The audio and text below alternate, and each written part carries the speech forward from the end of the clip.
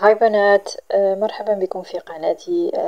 كما عودناكم دائما القناة اللي تهتم بكل ما يتعلق بالأناقة والجمال والأنوثة. طبعا اليوم سنتكلم عن موضوع يعني قد يثير الجدل عند البعض في التعليق، ولكنه مهم جدا لكل سيدة تحب تظهر بأجمل إطلالة ويكون عندها يعني في إطلالتها القليل من الأنوثة أو الكثير لما لا.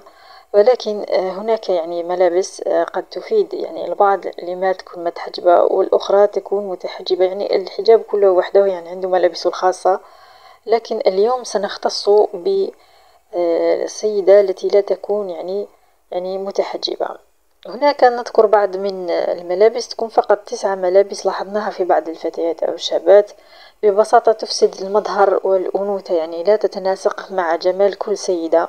وهذه الملابس يعني شائعة، يعني نراها في الأسواق وفي يعني في محلات الملابس، تكون أيضا منتشرة كالموضة. يعني نتكلم عن الموضة الحقيقية، البعض يسحب منها أنوثتك والبعض يؤثر على الأناقة بشكل عام وبشكل كبير. اليوم سنتكلم، لكن قبل ذلك أرجو الاشتراك في القناة طبعا ليصلكم جميع حلقاتنا، ونرجو دعم الفيديو باللايك لكي يصل لعدد كبير من المشاهدات ويستفيد يعني إخوتنا في القناة وخارج القناة. عندنا الرقم الأول، عندنا البنطلونات، يعني تكون فيها قصة منخفضة، يعني احنا نقول يعني تكون تحت البطن. هناك من البنطلونات يعني تكون أسفل البطن، لا تربط يعني فوق البطن، يعني ما يؤدي إلى خروج وبروز شحوم البطن، وهذا أيضا ليس صحيا، ليس جميل لكل سيدة. فالأفضل أنها تربط البطن، يعني يكون البنطلون عالي من جهة الخصر ومن جهة البطن. هذه صيحة يعني موضة موجودة، لكن لم تعد يعني الكثير منها موجود في الأسواق. ولكن يوجد بعض السيدات الآن يعني تلبس أسفل البطن، تقولك يوجعني يؤلمني بطني ويوجعني، لا أستطيع أن ألبس فوق البطن. لكن يفضل أن تعمل تمارين رياضية أو تنقص يعني من الدهنيات وتتفادى هذا النوع من البنطلونات، لأنه يعتبر أسوأ، يعني يعتبر أسوأ يعني البنطلون يمكن أن ترتديه سيدة. رجلا يعني ما في مشكل، لكن المرأة لا، فهذا يفسد تناسق الجسم وتظهر البطن بطريقة يعني غير لائقة لملابسها حتى ولو كانت يعني رشيقة. أما إذا دخلت يعني في الرشاقة، لو تكون 36، نقول أنها 36 ليس بمشكلة، يعني تكون صغيرة 36 يعني شيء جميل، ولكن مع الوقت راح تلاحظ أن يخرج البطن ولن تستفيد يعني من ذلك البنطلون، بل إنه يعني يفسد جمالها أكثر ما يعطيها جمال. أيضا يفضل كما قلنا البناطيل التي تكون ذات الخصر العالي، يعني تكون فوق البطن، هي من تمنحك مظهر أنثوي وراقي ومتماسك. أيضا عندنا الرقم الثاني يعني في الملابس التي لا نفضلها في بعض السيدات، أنها تلبس قميص جد فضفاض. لو لبست يعني ملابس حجاب يكون كما نقول تنورة، شيء طويل جميل يكون عريض لا بأس، فضيف لا يحث على ذلك. لكن إذا كان قميص فضفاض يعني وفيه يعني مغلوق يعني من الفوق، تكوني كالكيس، يعني لا يوجد هناك أنوثة. يعني يوجد إذا أردت أن تلبسي فضفاض فنقول أن لديك 42، يعني مقاسك 42، خذي 44. لكن إذا كان يعني إذا فضلتي يكون يعني 44 فضفاض ولكن ليس 46، يعني حتى تصبحي كالكيس، يعني الكيس من الخارج، وسيلاحظ الناس أن ليس قميصك، حيلاحظوا أن أنت لابسة يعني قميص لسيدة أخرى أو إلى رجل، فهذا يفسد أنوثتك ويخفي يعني جمالك، يعني الذي أعطاه. يلاحظ البعض أن ليس قميصك، فهذا أنت تلاحظي أن هذا القميص قد يخفي عيوبك، ربما تكون عندك بطن يكون عليك، ولكن في الصحيح لا، فهذا يعطيك شكل غير جميل وغير متناسق. أيضا عندنا الملابس الشفافة، يعني دون تبطين مناسب، يعني يكون فيها كما نقول احنا نسموه يعني بالفولار، يعني هذاك يكون جميل هو على كل حال في يعني في صيحة الموضة.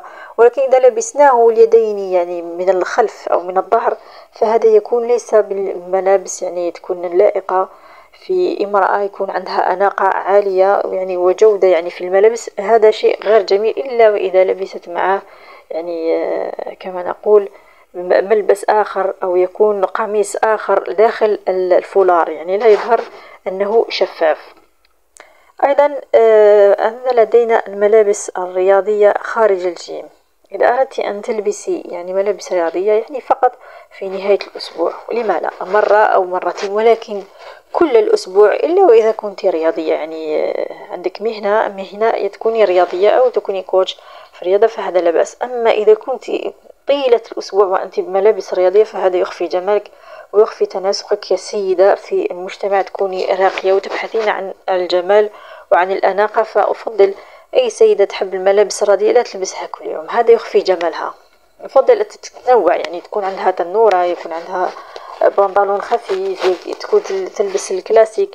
أما الملابس الرياضية فهذا يخفي جمال كل سيدة فينا. لدينا الفساتين أيضا القصيرة والضيقة، فهذا يعني لا أقول يعني بسبب المجتمع أو بسبب الأناقة، فمعروفة في الملابس الأنيقة تكون طويلة، يعني لا أقول عباية، لكن الملابس إذا أردت أن تكوني أنيقة فاللباس الأنيق يكون في الطول وليس في القصر والضيق.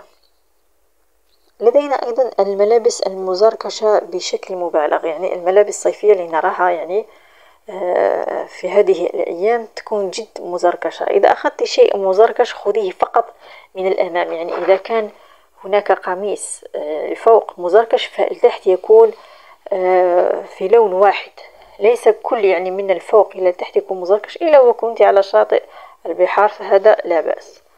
أما في الملابس التي لا يعني تكون في أناقة المرأة هي الجينز الذي يكون ممزق بشكل مبالغ. يعني هنا تلاحظي أن في هذا يعني تكون فتاة 13 سنة أو 14 يعني يمكن أن تلبس ولو يعني كانت صغيرة في السن، لكن إذا أردت أنت الأناقة وأنت الجمال والأنوثة ابتعدي عن هذه الموضة، فإنه لا يليق بك كسيدة أو آنسة. أيضا لدينا كما في العادة نعلم أن الملابس الرجالية بالكامل يعني طيلة الأسبوع فهذه لا تعطي أناقة ولا تعطي جمال للمرأة أو السيدة، فابتعدي عن الملابس الرجالية فإنها فقط تحطم أنوثتك مع الوقت، تحطم يعني الآن أناقتك كما قلنا وتحطم أنوثتك كل شيء، يعني أي شيء فيك إذا كان جاكيت ضخم، بنطلون رجالي، حذاء رياضي رجالي، كل هذا يظهر أنوثتك كأنك حادة، كأنك مرأة قوية وحادة الطباع، وهذا يفسد أنوثتك مع الوقت. لدينا ارتداء البيجامة أو ملابس البيت خارج المنزل، تكون في سيارتها فقط. أما إذا تمشي بها في الأسواق وهذا فالبعض يظن أنها يعني ليست متوازنة في شخصيتها أو لديها حالة طارئة بالبيت. أما إذا كنت عادة تمشين بارتداء البيجامة أو ملابس يعني البيت خارج المنزل فأنا لا أحبذ هذه الأشياء. فالبعض ليس كل الناس يعني تأخذ يعني هذه العقلية كما أنها إنسانة سوية وإنسانة متوازنة. فالبعض قد يقول أنها خرجت من البيت ربما مسرعة، هناك من يلتمس العذر، أما الآخر فيرى ذلك غير لائق جدا وخاصة من فئة الرجال. فأفضل أن لا تخرجي بملابس البيجامة أو ملابس البيت خارج المنزل، تقول إني أريد أن أشتري في السوبر ماركت أو أريد أن أطيع يعني أريد أن أشتري شيء أو أريد أن يعني أتبضع أو أخرج لأرى الناس أو صديقتي في ملابس البيت، فأنا لا أحب ذلك. وقد تلاحظين مع الوقت أن هذا يقتل أنوثتك فيعطي انطباع لبعض الناس أنه انطباع بالإهمال، أن ليس لديك وقت يعني حتى لنفسك، وهذا يقلل من حضورك وأناقتك مع الناس. هذا فقط ماذا نريد في هذا الفيديو، أتمنى أن تكوني قد استفدتي ولو بالقليل.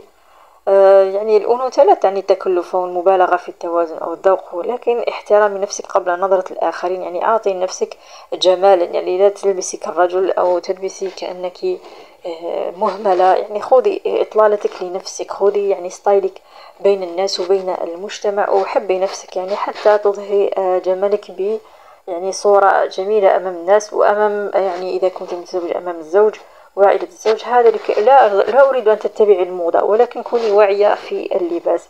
هذا فقط موضوعنا اليوم، شكرا على المتابعة والإصغاء.